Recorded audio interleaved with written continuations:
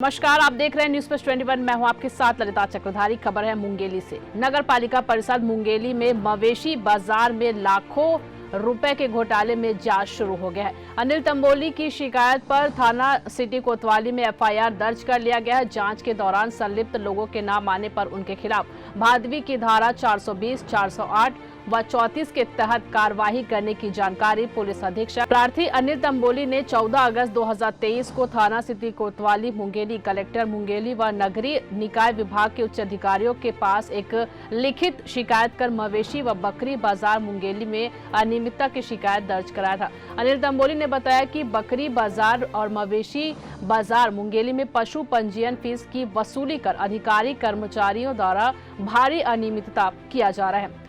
पशु पंजीयन शुल्क प्रत्येक साप्ताहिक बाजार को लाखों वसूल किया जाता है तथा चंद 8 से 9 हजार नगर पालिका कोष में जमा कर शेष राशि का बंदरबाट किया जाता है।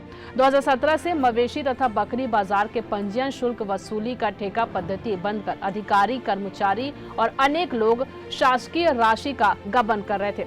इस गबन की जानकारी मिलने पर अनिल तंबोली ने साक्ष्य इकट्ठा कर 14 अगस्त 2023 को सिटी कोतवाली थाना मुंगेली, कलेक्टर मुंगेली सहित नगरीय प्रशासन में उक्ताशय की लिखित शिकायत की।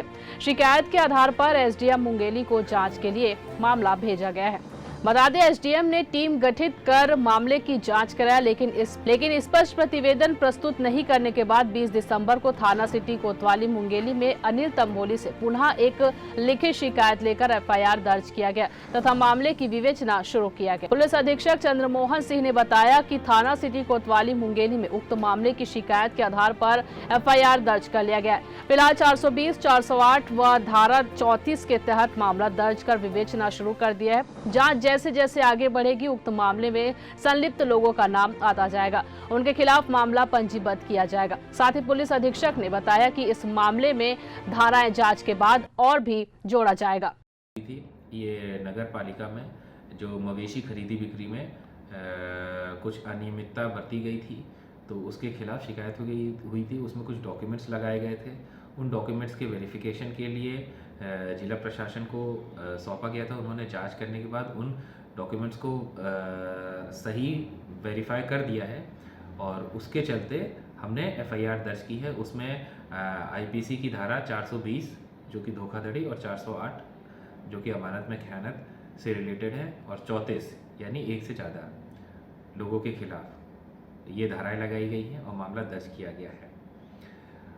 एफआईआर दर्ज होने के बाद हमने जिला प्रशासन से जो जांच उनके द्वारा की गई है उसकी एक कॉपी मांगी है और इसके अलावा जो भी प्रूफ है उनको एविडेंसेस को कलेक्ट किया जा रहा है और एविडेंस मिलने के आधार पे आरोपी तय होंगे और उनके खिलाफ विधिवत कार्रवाई की जाएगी।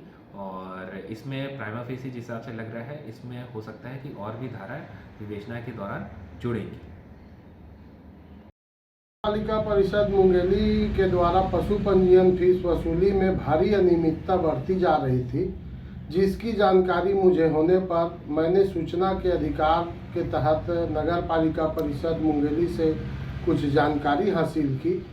उन जानकारियों के आधार पर मैंने एक आवेदन बनाकर दिनांक 14/8/2023 को थाना सिटी कोतवाली मुंगेली में व कलेक्टर महोदय मुंगेली, नगरीय निकाय के उच्चाधिकारियों को आवेदन प्रेषित किया था, जिस पर थाना सिटी कोतवाली में दिए गए आवेदन को सिटी कोतवाली के द्वारा अंतरित कर एसडीएम महोदय से जांच प्रतिवेदन हेतु अंतरित किया गया था। एसडीएम महोदय के यहाँ प्रकरण पंजीबद्ध की गई, जांच टीम का गठन किया गया।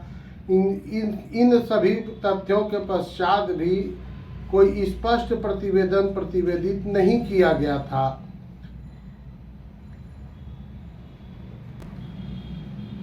एसडीएम कार्यालय से प्रतिवेदन अस्पष्ट प्रतिवेदन थाना सिटी कोतवाली प्रतिवेदित होने के बाद मुझे थाना सिटी कोतवाली से पुनः फोन करके बुलाया गया और दिनांक 20/12/2023 को फिर एक आवेदन लेकर उस पर अपराध पंजीबद्ध थानेदार के द्वारा किया गया है और मुझे जब तक इस बात विषय पे न्याय नहीं मिलेगी, मैं न्याय की अपेक्षा में बैठा हूँ।